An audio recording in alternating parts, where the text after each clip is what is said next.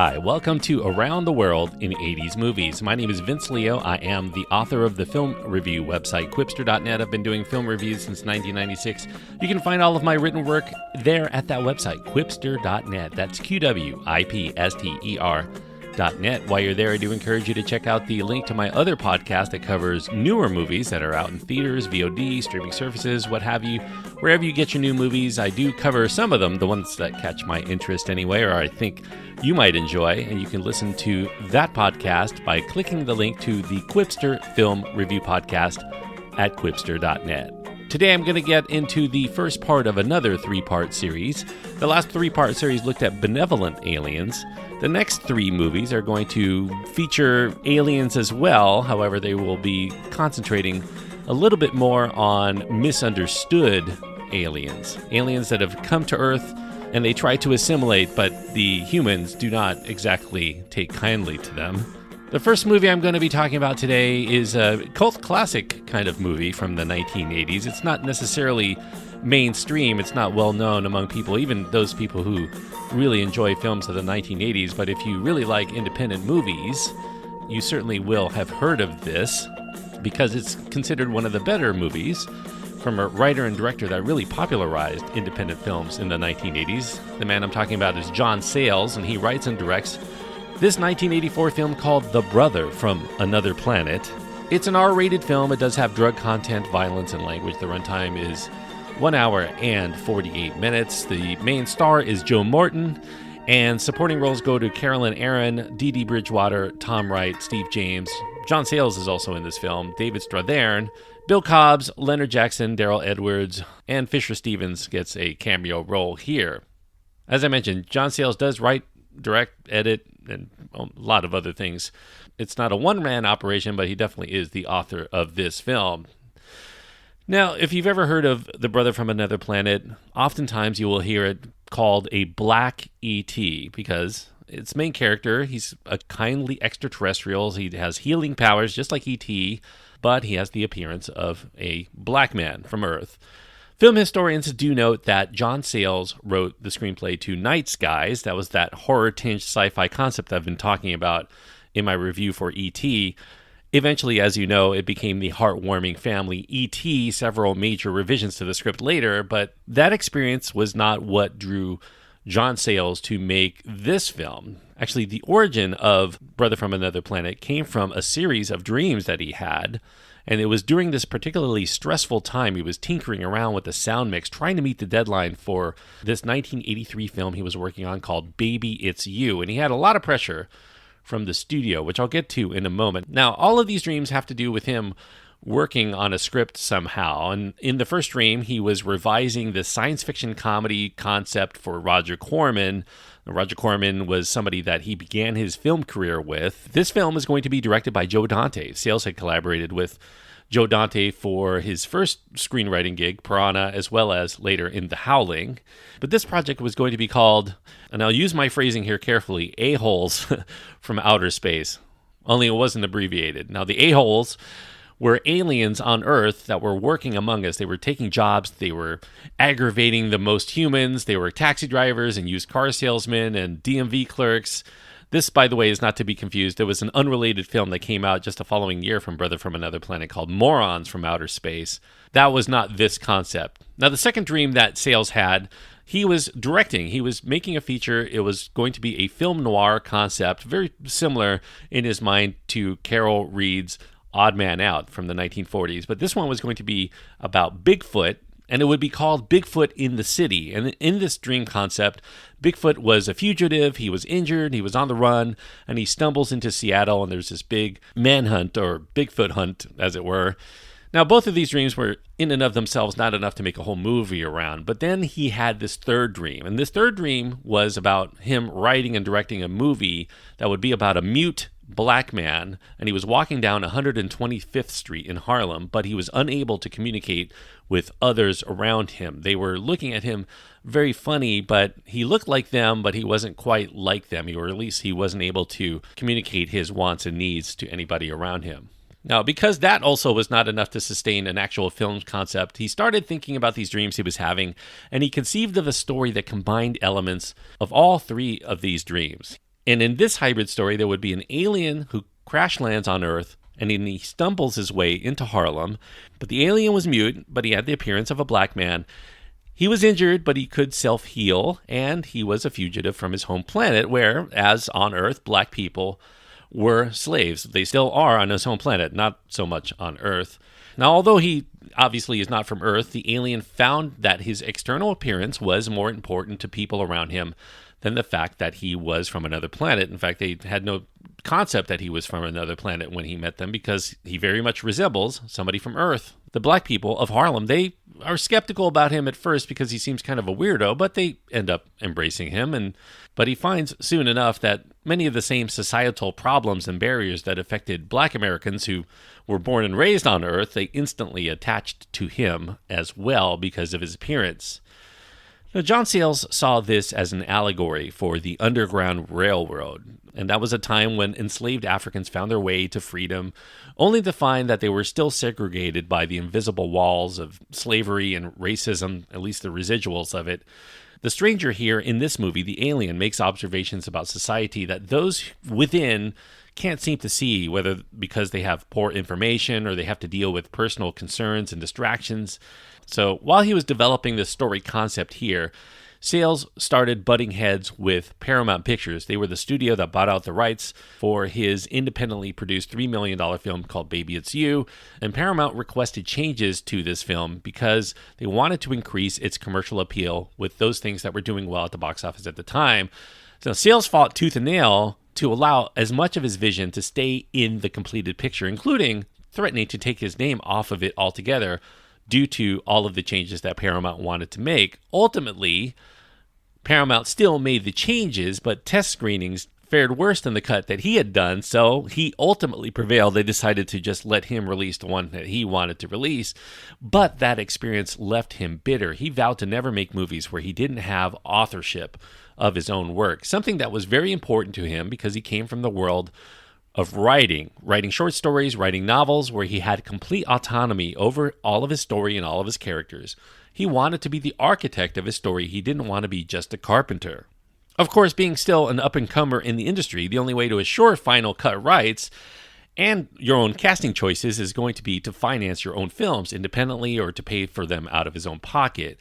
Baby It's You, unfortunately, it lost money, so studios weren't exactly knocking on his door to take over any more big projects, and they certainly weren't going to give him full reign of an expensive movie. So his next intended project was this one he was passionate about called Matewan, which was this period piece about the West Virginia coal strike of the 1920s. Sayles secured funding for about $2.5 million for that film, but that deal fell through, and that left him back at square one at getting funding for that movie. So he was frustrated by the financial considerations of filmmaking at that time. So he decided what he was going to do to move forward was his next film was going to be that black alien concept that he was nurturing. And to avoid entanglements of going through the long and laborious process of dealing with such things as the Securities and Exchange Commission to try to get financing protection, he decided he was going to pay out of his own pocket for the film. He titled it The Brother from Another Planet. That's kind of a play off of the phrase brother from another mother.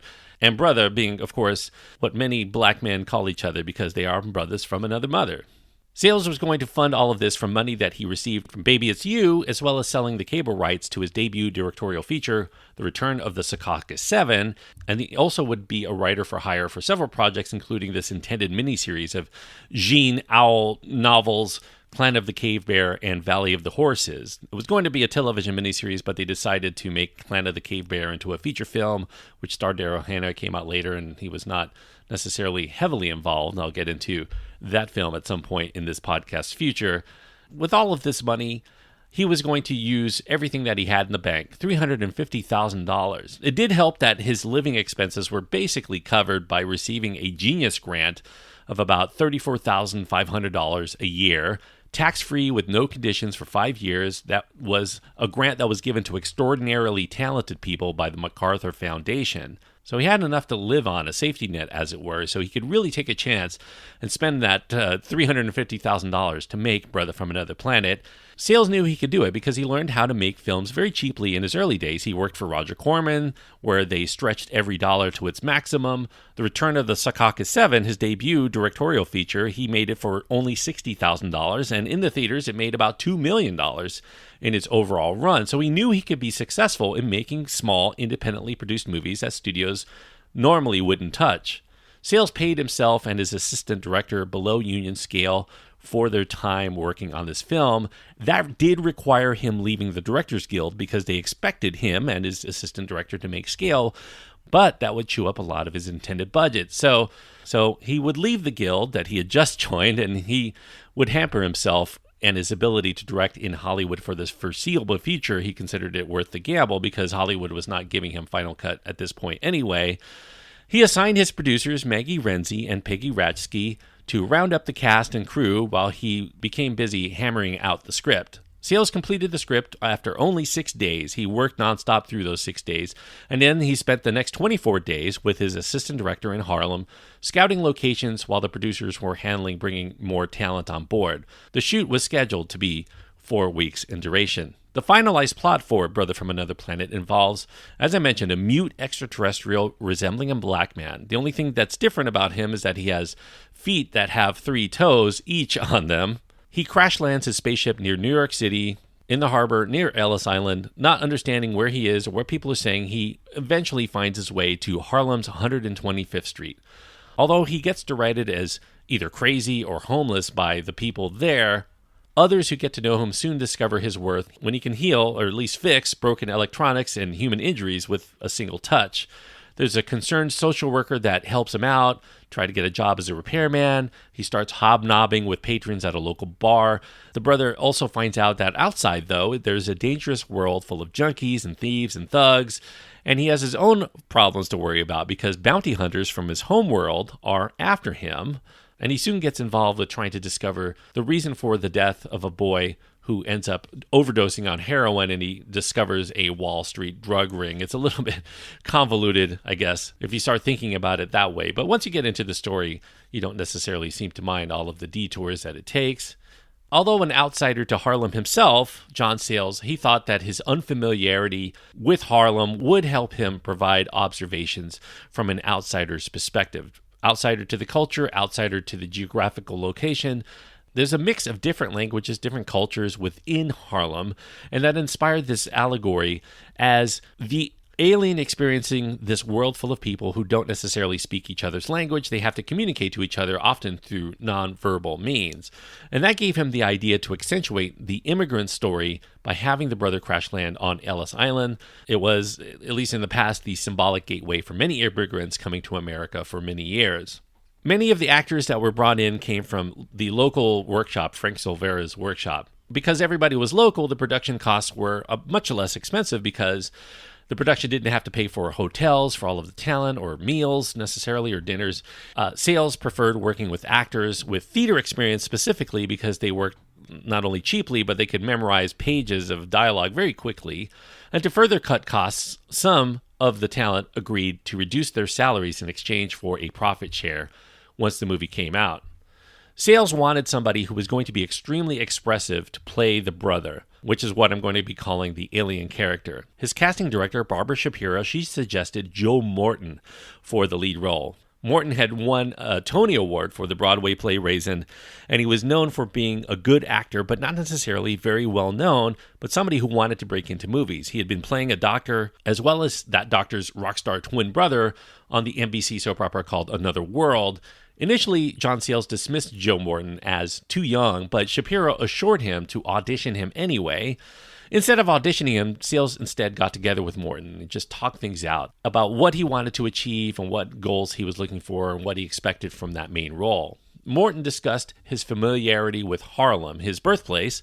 He also discussed during his life how he felt like an outsider because he and his family moved around to different military bases with his father, who was in the military. They lived in places like Germany and Japan, where he didn't necessarily know the language of the locals there. He returned to Harlem at 10 years old, And he didn't necessarily fit right in. He was beaten up often because of the way he spoke. He seemed very different to everybody else around him because he lived among different cultures in Europe and in Asia. After not being able to cope with more of this abuse, he opted to go to military school because he felt that was much more like a home that he understood growing up in his childhood. Within 2 days, Sayles called Morton to give him the role. He was the best person for the role, he felt. Now, for the performance, Morton worked with John Sayles on the rationale that people of his homeworld communicated through emotion instead of words, and that would allow the brother to understand what others around him are saying based on vibes, no matter what language they speak. He understands all the humans, regardless of where they come from, because his communication is nonverbal. The silent performance also allowed Sayles to shoot faster because he didn't have to worry about a sound man having to set up everything properly before each scene to keep the dialogue in sync, or Joe Morton flubbing his lines and them having to do multiple takes. Morton prepared for his role by observing the behavior specifically of infants and how they behave when they're in unfamiliar surroundings, especially these young children. They can't communicate easily what's on their minds when encountering something new, but they make a lot of facial expressions and a lot of body movements to try to adjust to this new stimuli around them. To stay in character as an outsider, Morton stayed away from the other actors working on the film. He stopped talking altogether while he was on the set to keep in the right frame of mind, and he found that once people knew that he wasn't going to talk, that they continued to tell him more and more than they normally might to somebody who was engaging them in conversation. They assumed that another person's silence meant that they were listening, that they were in solidarity with them. Unless the person physically demonstrated some sort of disagreement, usually the person talking felt more free to talk more. Morton determined that the way to read what the humans were saying within the context of the film would be to look into their eyes, which for strangers sometimes makes them uncomfortable, and they might initially think that he was a bit unhinged until they realized later that he was harmless. Morton said that it helped to get respect in Hollywood working on a John Sayles movie, because John Sayles was very respected, even at this time, very respected in the business. This would be the first of 3 collaborations. After this, he did Lone Star and City of Hope with John Sayles. But while other casting directors liked his performance in this film specifically, and they would mention that to him, it became disconcerting for them once they heard Joe Morton talk during the audition, because it didn't really jibe with their preconceived notions of him being this physically comedic performer. He was a very serious actor, and a lot of casting directors were kind of taken aback that he was not the same person or alien that he portrayed in this film. On a positive note, Morton did meet and fall in love with Nora Chavushian, who was a production assistant working on this film. They quickly married in 1984. They would divorce sometime later in 2006 after having kids, and a relatively long marriage there. Sayles did feel a bit self-conscious being a white man and an outsider to Harlem and telling this story, even if he felt that it would help, but he did find himself readily embraced by his black collaborative partners as well as the people in the community. A lot of the cast here and half of the crew were black, including Craig Rice, that assistant director. Rice barked orders enough for passersby to think he was actually the director instead of Sayles, so they felt that this was a black-run movie regardless. For cinematography, Sayles brought in future director Ernest Dickerson. This is Dickerson's first real feature work. He did cinematography for the hour-long Spike Lee 1983 thesis film called Joe's Bed-Stuy Barbershop, We Cut Heads, something where Sayles admired Dickerson's work, doing a lot with very little money. Now, to make some scenes work, they had to get very creative. They filmed a subway sequence within this out-of-service railway car within a subway museum. Other scenes had to be shot guerrilla style with hidden cameras because they lacked adequate permits around the city. Visual effects here, well, there's not a lot to speak of. They're mostly left to our imagination. Sayles says that the exterior of the brothers' spaceship that we see at the beginning of this film, it really only cost $12 to make. And outer space itself was created using black construction paper that had holes poked into it with pushpins. To get by with these minimal visual effects, Sayles concentrated much more on producing better sound effects, which is especially key when you have a silent lead character. So the sound mix was definitely given much more emphasis because it was much cheaper to produce, and it could produce so much more within your imagination if you're watching it. Mason Daring came in and scored the film and also provided quite a few of the songs on the soundtrack. He co-wrote 2 songs with John Sayles himself for the movie, a song called Homeboy, which featured vocals by Joe Morton, and Promised Land, which ends the film. Daring also composed the songs that were sung by jazz diva Dee Dee Bridgewater, Getaway and Boss of the Block. She was also a Tony winner for the work that she did as Glinda the Good Witch in The Wiz. The Brother from Another Planet, I think this is the kind of movie that you would never see a studio make. It has its share of rough edges. It has exploratory elements. They don't always push forward the plot or its themes. There's kind of a rough draft quality to it, maybe because of the quickness with which it was conceived and produced. But it is also because of these things that The Brother from Another Planet is a refreshing change of pace if you're somebody who prefers not to see the same old polished formula films that Hollywood churns out. It is, through its rough edges, very warm, very friendly, very comical, and thoughtful as a take on American society from this outsider's perspective. Sayles says that the brothers' plight is similar to freed black people during the Underground Railroad during slavery era. Their problems did not end once they escaped their slavery, and similarly, the brother escapes the ills of his homeworld, but still finds it difficult to succeed on this planet where slavery no longer exists due to residual racism effects. Sayles also says that the film is not overtly political, but it does comment on the waste of human potential within our society due to existing racism and classism. The brother has all of these extraordinary gifts, but because of his origin and where he is in life and his outward appearance, he has to hide them if he wants to continue living in metaphorical freedom. Like the African experience in the New World, the brother comes to the country as a slave and then struggles to find a way to fit in when he's escaped his slavery. And although he's not necessarily as in tune or as sane as the rest, at least that's not how he's perceived, he does get a job, but it's so far beneath his skills he fixes video games before finally coming into his own, free from the shackles that once bound him. One of the strengths of The Brother from Another Planet is its insider's view and also its outsider's view of Harlem. Outsiders assume Harlem to be a filthy, crime-ridden slums, but Sayles' film, because it could actually show Harlem as it existed, shows it as full of this eclectic mix of people and art and music and culture, very rich and vibrant, not necessarily one big slum full of crime. The brother here is able to assimilate very easily compared to, later in the film, there's these two white men from Midwestern college who can't seem to fit in. They stick out so much more, not only for their external appearance, but because they're so apprehensive. Their first thought is to get out of Harlem and to try to do so unharmed. And the people of Harlem who are living there, they're not really trying to physically escape their life there. They find other ways to escape their prejudice and oppressive poverty through such things as drinking or video games or other forms of escape, as they do in other places in the United States. It's very common for people who are living in certain conditions to try to find their escape when they can. The film shows the darker side of escapism by tackling the drug issue head-on, the death of a young man from the neighborhood, and the subsequent investigation by the brother. Although he is very new to Earth, the brother already has preconceived notions that white skin somehow is not always to be trusted, and he gains that from the body language of some of the other people around him in Harlem. The bounty hunters, of course, are both white, so he already had those notions of white skin as potential danger and enslavement, but there's also the drug dealer in the film who's white, and he meets a card trickster on the subway train who seems benign, but his fast-talking and pushy nature do still make the brother uncomfortable. He wants to be left alone, but he doesn't necessarily have a means to escape at that moment. And the last trick that the card shark performs, it's not really a trick, but it's the truth. He tells the brother that he's going to make all the white people on the car disappear, including himself, which happens because it's the last stop before the train enters Harlem.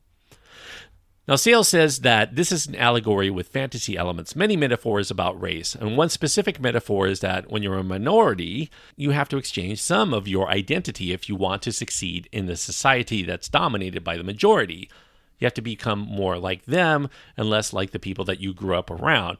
Even some of the black actors that Sayles auditioned for with parts in the film indicated to him some of this aspect. They changed their demeanor because he was a white director and a white writer and they wanted to get into the film. Sayles maintains a leisurely pace here, sometimes lagging at the beginning of the film, but good characterizations do abound and they really help. Dee Dee Bridgewater, she's very fun as a jazz singer who befriends the brother. Fisher Stevens during his walk-on and then walk-off performance as a card hustler is very good. Sayles and Strathern was an actor friend from his days at Williams College, somebody he collaborates with many times during his films. They're fun as these emotionless men in black. This came out, obviously many years before the film Men in Black, but there are aspects of those characters within the characters here. If you like Men in Black, I definitely think that this is somehow a very cheaply made precursor to that film. These Men in Black come from the brother's home planet. They're trying to return him to the life that he was seeking to get away from, and they shriek like cats when feeling aggressive. Very comical. They do kung fu and all kinds of funny things. Sayles felt that there were two big audiences for The Brother from Another Planet. Well, they're not necessarily big in terms of mainstream, but they definitely had a fervent following. One would be the art house movie crowd, a crowd that he knows very well because most of his movies play in art houses.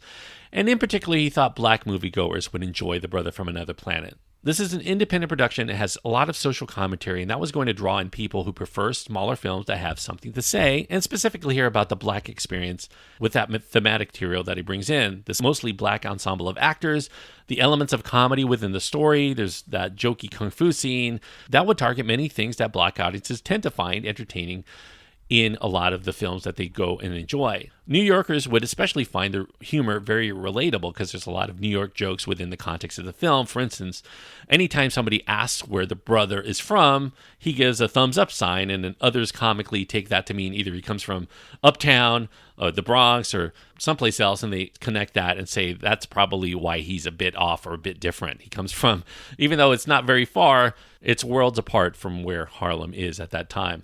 Now, in marketing the film, John Sayles and his producing partner, and also his girlfriend, they have been together since 1973. They're still together. Maggie Renzi, the producer of the film, they coordinated with inner-city voter registration drives, not only in New York, but also Chicago, and they offered half-price matinee tickets to go see The Brother from Another Planet for people who would become newly registered.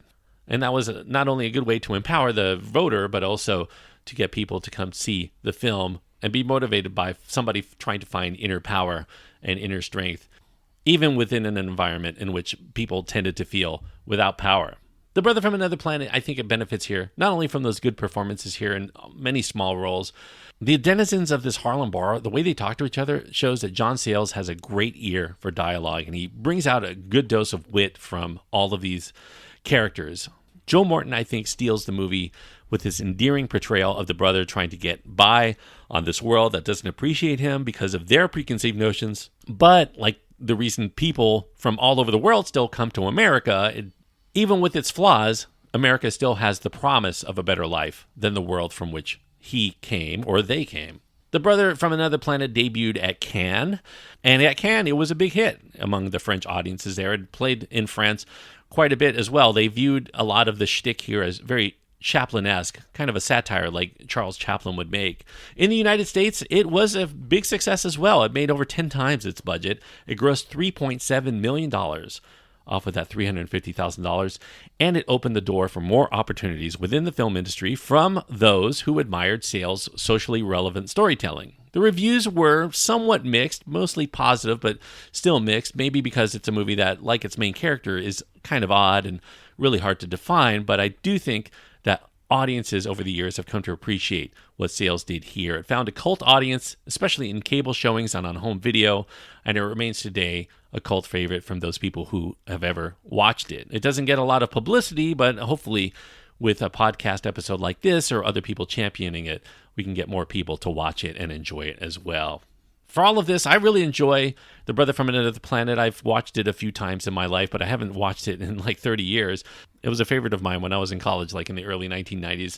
Something I would show my friends, and we all enjoyed it. So 3.5 stars is what I'm going to give The Brother from Another Planet. I think it's held up quite well, and there's still a lot of relevant material thematically within the film that very much resonates today because we have a lot of talk of immigration and systematic racism and all of that other stuff. It's very much in the headlines today. I definitely recommend, if you're at all interested in wanting to get a take from a different era that still seems very relevant today, The Brother from Another Planet is definitely a very enjoyable and entertaining way to take those very serious notions in. So 3.5 stars out of 4 is what I give The Brother from Another Planet.